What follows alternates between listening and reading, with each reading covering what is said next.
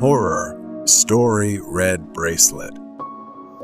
I have worked at the hospital for 10 years, something I am very proud of. Most people I meet here have an average working time of just 1 year. The shortest time someone stayed was 1 week. Working here is not easy. They say staff are cursed if they do something wrong. Lights fall on people's heads. They slip on completely dry floors, and fires frequently break out. Patients sometimes become inexplicably violent. No matter how many times they inspect the building or add security staff, the employees always seem to be targeted by bad luck. Even after many years here, I don't know why, but I don't believe in that. I just try to do my best at work. Since working here, nothing unfortunate has ever happened to me. Sometimes I hear strange noises, but they are insignificant. I've gotten used to it and become resilient. One night after a late shift, I stepped into the elevator and immediately pressed the close button to slowly descend to the lobby from the 11th floor, alone. When it reached the 9th floor, the door opened. Reflexively, I reached out to press the close button but stopped when I saw someone standing there. It was a beautiful young girl I had never seen before, probably a new intern. Something about her made me want to talk and ask about her work. I placed my arm in the door to let her in. I asked if she was new. She shyly nodded without saying anything. I was very happy to get to know her. I saw her name tag. Her name was Ilsa. Every night after that, after my shift, at the same time on the 9th floor, Ilsa would be standing there waiting. This surprised me, but I thought it was just a coincidence. She didn't say anything, just bowed her head shy. For the first time in a long while, I decided to open up and make a new friend. One night, while going down in the elevator, as expected, the door opened on the 9th floor where Ilsa was waiting to get in. I decided to ask if she would like to have a drink with me. As soon as she stepped in, she heard a loud noise at the end of the hallway. Both of us looked out. From the corner of the hallway, a dark figure of a man appeared. He was tall, limping, and heading straight for the elevator. Wait! The man called out, "And now." She immediately reached out her hand to hold the door. The man sped up and shouted, "Help me! Help!" As the man got closer, my stomach began to churn. Wait, something wasn't right with me. The man was now just a few steps away from the elevator. He waved at us, revealing a red wristband that was bleeding. I immediately pulled Ilsa back and closed the elevator door. He pounded on the door continuously. I recalled the cold, clinical atmosphere of the morgue. The bodies lay on metal slabs, each with a red wristband.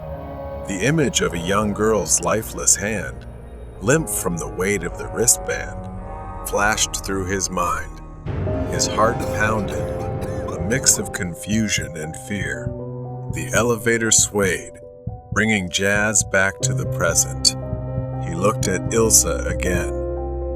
She slowly and coldly said, "Why did you do that? Why didn't you help him?" I replied, I couldn't help him. He was wearing a red wristband, which is only for the deceased in the morgue. She didn't speak. Then suddenly, she pressed the button to go down to the warehouse basement. Even I rarely go down there alone.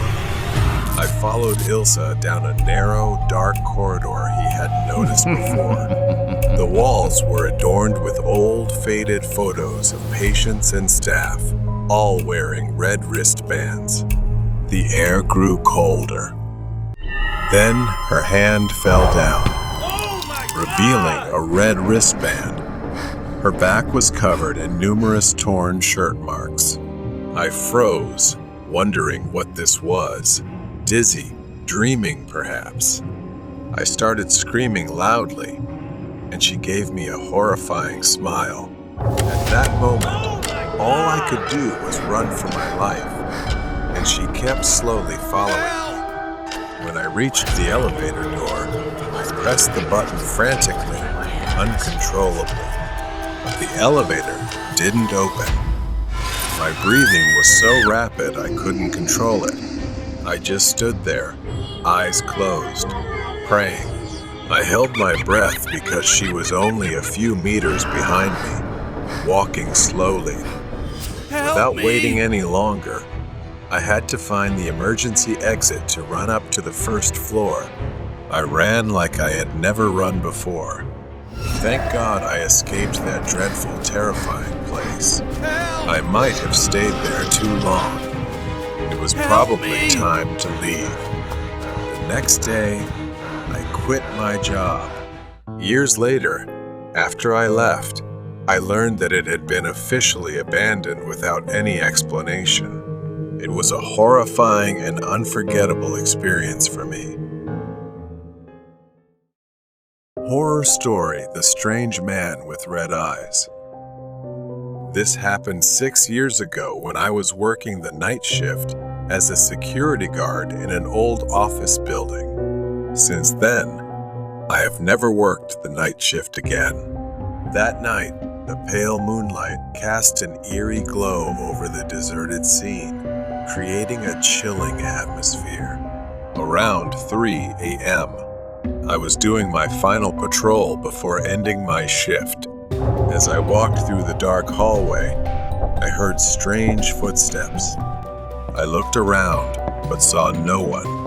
The footsteps continued, seeming to come closer to me.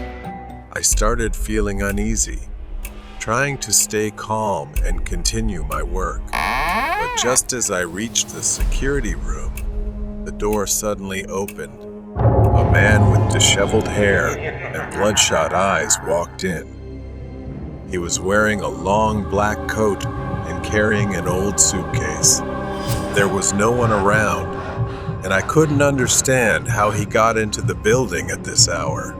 I swallowed nervously, trying to speak to him. Do you need any help? I asked, my voice trembling. The man didn't answer right away. He just stared at me for a long moment. Then he opened his mouth, his voice raspy like the wind through a crack in the door. I need to go to a very special place, a place you will never forget. I didn't understand his meaning, but I responded anyway. I can't leave the building during my shift. Can you specify the location? The man smiled in a strange way, his thin lips curling up. All right, take me to the basement. I was surprised, but didn't want to cause trouble, so I nodded and led him there. We stepped into the elevator, the air inside becoming oppressive. When the elevator doors opened at the basement level, a cold draft swept in. The man stepped out first, and I followed, feeling more anxious. He stopped in front of a small room, its door long locked. I didn't remember ever seeing this room before. The man pulled out an old key from his coat pocket, unlocked the door, and stepped inside. I stood outside, not daring to follow. I've reached my destination, he said from inside. Thank you for guiding me. I turned to leave, but suddenly he appeared right in front of me, as quick as lightning. He placed his hand on my shoulder, gripping so tightly that it hurt. Remember, you have helped me, and I will remember you. I screamed, trying to break free, but I couldn't. A sharp pain shot through my chest, and I collapsed. My eyes gradually closed. I gradually saw the door of the room closing before my eyes, accompanied by his satisfied, creepy laughter. And then I fainted. When I opened my eyes, I was lying in a hospital bed. The doctor said I had a heart attack but was lucky to survive. I recalled the man and asked everyone around about him, but no one had seen him, and the security cameras recorded no one but me. From the video extracted from the camera, it seems that I was talking to myself in front of the hallway door and then collapsed on the floor. It seems that I was taken to the hospital by the neighbors. I was haunted by his final look and his mysterious words. I could never forget that raspy voice, and every time I remember, I feel a chill down my spine. I had once guided a mysterious man, and it had changed my life forever. Horror story about a truck driver. I started driving trucks at the age of 25 and also encountered many strange cases on the road. I'm pretty sure I've encountered a few UFO while driving at night and occasionally encountered many strange drivers.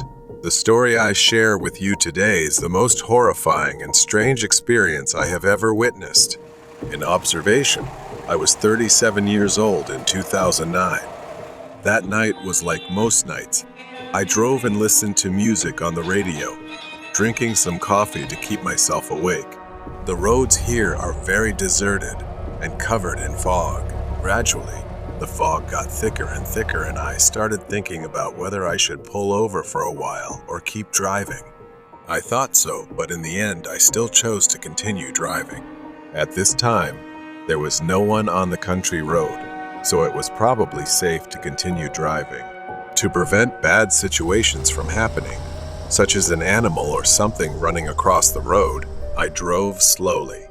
While I was concentrating on driving, I suddenly smelled something.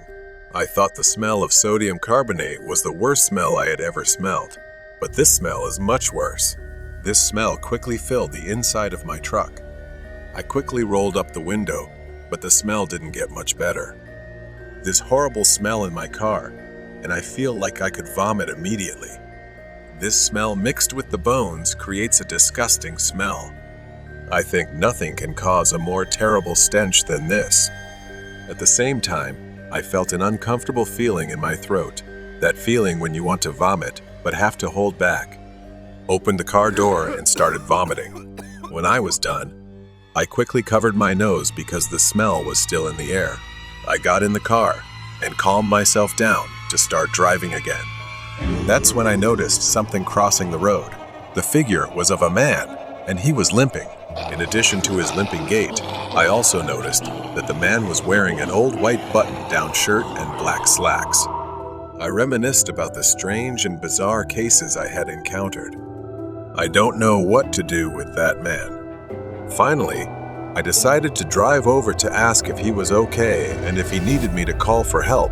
Before I drove up to him, I soon realized that 4 more people were coming out from the side of the road. They were all going in the same direction as the first man I saw. They all walked with a strange limp. They all wore old-fashioned peasant clothes. What I found most strange was that they didn't realize there was a big truck going on the other side of the road. I thought to myself, if these people needed help, they would definitely come towards me. However, they all continued to limp across the street, disappearing into the darkness and fog. I emphasized again that I was in the middle of the speedway, meaning there were no houses or anything around. Then another figure stepped out from the darkness and kept crossing the street. However, this figure is much shorter. I got out of my truck, but didn't go to that kid. I just stood there, staring at it. It didn't seem to pay any attention to me. It continued to cross the road. The boy's gait and the clothes he wore were as strange as the previous ones. Just as the boy was about to reach the other end of the street, I shouted, "Do you need any help?" The boy stopped and turned his head to face me. My heart sank as soon as. It is a body without a face. I cursed under my breath and stood there in fear. Then, it let out the most terrible scream I've ever heard, limping towards me but at a faster speed than before. I quickly got into the truck and slammed the door. The horrifying screams became more and more frequent, louder, and more people came out from the darkness. I quickly drove away from the boy, accelerating to get out of this place as soon as possible. During the escape, those people were approaching, all of them faceless. When I drove to a residential area, I stopped at a gas station. I just sat there in my truck because my mind and heart were still shaking. My mind was blank. This experience has opened up so many things to me. I understand that this world is really strange, and there will always exist things that we never think about. Horror Story Nightwalkers. I used to work at a small hotel on the edge of town. The hotel was quite peaceful, nestled between dense woods and a long, deserted road.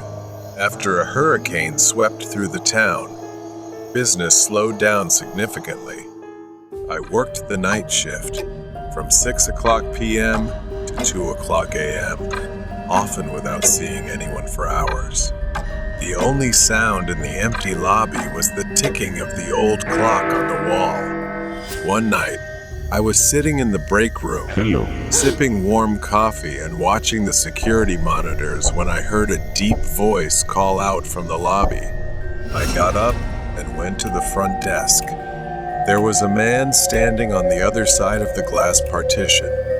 He was tall, with wild hair and a strange, jittery energy about him. He asked for some towels, so I handed them to him through the opening under the glass. He grabbed them with such force that it made me flinch, and then he left without saying another word. Curious, I watched him on the security monitor as he walked down the hallway, rubbing the towels against his face and neck. It was bizarre, but I shrugged it off and returned to the break room. About 10 minutes later, I heard his voice again. This time, he was back at the front desk, banging on the glass. "My key card isn't working," he shouted. I asked for his room number, but he responded strangely, saying something like 2C Pwy, which didn't match our room numbering system. When I told him that, his demeanor changed. He leaned close to the glass, his eyes wide and wild. "I'm going to kill you," he said with a cold smile. I froze as he repeated it, louder each time, until he was nearly screaming. I grabbed the phone and dialed 911, shouting at him that the police were on their way. He stared at me with that twisted smile, mocking me as I spoke to the dispatcher. Finally, he left the hotel, disappearing into the night. I was shaken but relieved that he was gone. I decided to stay in the lobby for the rest of my shift. When my relief arrived at 2:00 a.m., I hurried outside, eager to get home. The cold night air bit at my skin as I walked through the empty parking lot. Suddenly, I heard a noise behind me, like someone walking on tiptoes. I turned around, and there he was, hiding behind a car.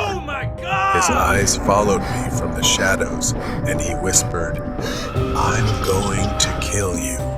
Panic surged through me. I looked around, trying to decide what to do. My only chance was to run to the nearest house with a light on. I sprinted to the door and pounded on it, screaming for help. Just as he grabbed me from behind, the door flew open, and the homeowner shouted, scaring him off. I collapsed in relief as the homeowner called the police. The police arrived, but he had already disappeared. I identified him on the security footage, but they never caught him. To this day, I still wonder if he's out there, lurking in the shadows, waiting for another chance. Two children without eyes. The setting sun cast long shadows over the quiet suburban neighborhood. Ivy, a young woman in her 20s, was walking home after work. The streets were unusually empty, and the air carried a strange chill.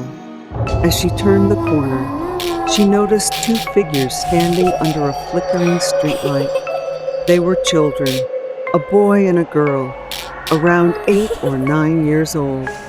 They stood unnaturally still. Ivy wheezed. Steps slowed as she approached them, a growing sense of unease with each step. But it was the only way for her to get home. The children simultaneously turned their heads, and Ivy's breath caught in her throat. Their faces were pale and expressionless. But what struck her most were their eyes, or rather, the absence of them. These children had smooth, empty voids where their eyes should have been. The eye sockets were dark and hollow, an abyss that seemed to pull at her very soul. Ivy's heart pounded as she stopped a few steps away from them. The boy and girl began to move, their movements unnaturally stiff. They stepped towards her, their empty sockets somehow feeling like they were staring menacingly. Ivy wanted to run, but her legs felt rooted to the spot, paralyzed by fear. The children reached out, their hands pale and cold. They lightly touched her, sending a chill through her body. As their fingers met her skin, images flooded Ivy's mind. She saw dark hallways, old, decaying houses, and a profound sense of sadness and fear. The disjointed images, like mismatched puzzle pieces, kept flashing through her mind. Suddenly, the children let go, and the images stopped. Ivy stumbled back, gasping for air. The boy and girl stood there, silent and still. The flickering streetlight cast eerie shadows on their faces, making their hollow sockets appear even darker. Ivy ran, her heart pounding. She didn't stop until she reached her home. Slamming the door shut, she leaned against it, trying to calm her frantic breathing. The encounter had left her shaken, and the images from those children still lingered in her mind. That night, she couldn't sleep. Every time she closed her eyes, she saw the eyeless children and the haunting images they had shown her. She knew she had to find out who they were and what had happened to them. The next day, Ivy returned to the spot where she had seen the children, but they were gone. She began asking around the neighborhood, describing the children to anyone who would listen. Most people shook their heads, saying they had never seen or heard of such children. But an old man at the local library seemed to know something.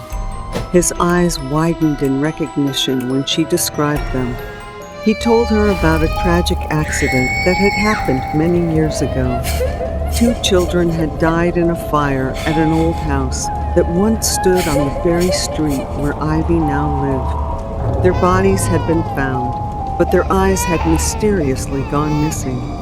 The house had been abandoned and eventually demolished, but it was said that the children's spirits still haunted the area.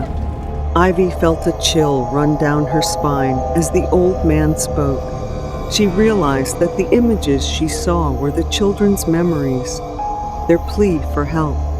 Determined to soothe their spirits, she decided to search for the remnants of the old house. It took many days of searching, but she finally found it. It was a patch of overgrown grass, hidden behind a row of new houses. As she stood there, she felt a presence around her. The air grew colder, and she knew the children were near. Ivy knelt down and began to dig. She uncovered charred pieces of wood, the remains of the old house. And then she found a small, scorched box. Inside were 2 porcelain dolls, their eyes missing. Ivy's heart ached as she realized these were the children's cherished toys. With trembling hands, she placed the dolls back in the box and whispered a prayer for the children's souls. The air around her seemed to lighten, and she felt a gentle breeze brush her face, as if in thanks. Relieved, she knew she had done the right thing. The eyeless children were no longer bound to their tragic past, and perhaps she had helped them find their way to the afterlife. The elevator of apartment 13. I had just moved into a new apartment building, a towering structure of steel and glass in the heart of the city. The building was modern, with sleek finishes, key card access, and an array of amenities. But what attracted me most was the affordable rent, something almost too good to be true in this part of town. My apartment was on the 13th floor, which didn't bother me despite the superstitions surrounding that number. The first few weeks were uneventful. I was still settling in, getting used to the sounds of the city and the hum of the building. The neighbors were quiet, and I rarely saw anyone in the hallways or elevator. However, I began to notice something strange about the elevator itself. Every time I used it, it seemed to take longer to reach my floor, and there was always a strange clicking noise just before the doors opened. One evening, after a long day at work, I stepped into the elevator, ready to unwind in my apartment. The elevator was empty, as usual, and I pressed the button for the 13th floor. The doors slid shut with a soft hiss, and the elevator began its ascent. As I leaned back against the wall, I felt the familiar sensation of the elevator moving, but then, abruptly, it stopped. The lights flickered, and for a moment, I was plunged into darkness. My heart raced as I fumbled for my phone, using its screen as a makeshift flashlight. The elevator jolted, and the lights came back on, dimmer than before. Help me! The floor indicator showed that I was between the 12th and 13th floors. I pressed the buttons repeatedly, but nothing happened. Suddenly, the elevator began to descend slowly, as if under someone else's control. The air grew thick, and I felt a strange pressure on my chest, like something heavy was pressing down on me. The clicking noise started again, louder this time, echoing through the small space. I glanced at the ceiling, half expecting to see the source of the noise, but there was nothing there.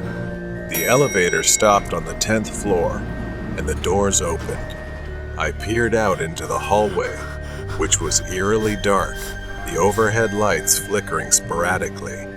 My instincts told me to get out, but something held me back. There was a presence in the hallway, something unseen but undeniably there.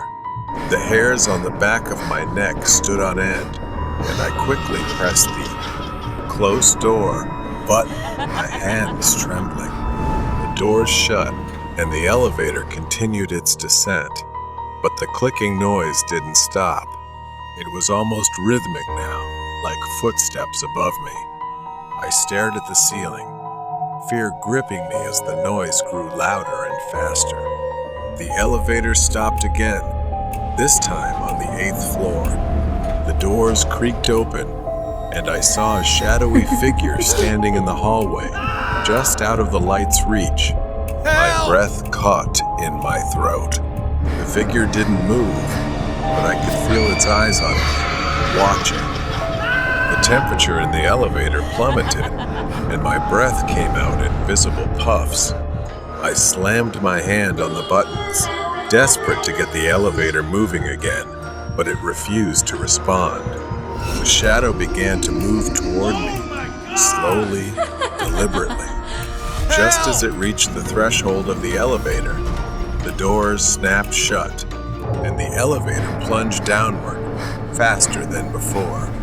I held onto the railing, my heart pounding in my ears. The clicking noise was now deafening, as if whatever was in the elevator shaft was right above me, following me. The elevator stopped suddenly, the doors opening to the lobby. I stumbled out, gasping for air, and looked back just in time to see the shadowy figure standing in the elevator, its hand outstretched as if reaching for me. The doors closed, and the elevator ascended again, disappearing into the darkness of the shaft. Shaken, I reported the incident to the building management, but they found nothing wrong with the elevator. I moved out the next day, unable to shake the feeling that something malevolent was lurking in that elevator, something that wasn't bound by the rules of the living. To this day, I avoid elevators, especially in old buildings, and I'll never forget the feeling of that cold, oppressive presence in the apartment building of 13. It was a reminder that some places are haunted not by ghosts, but by something far more sinister.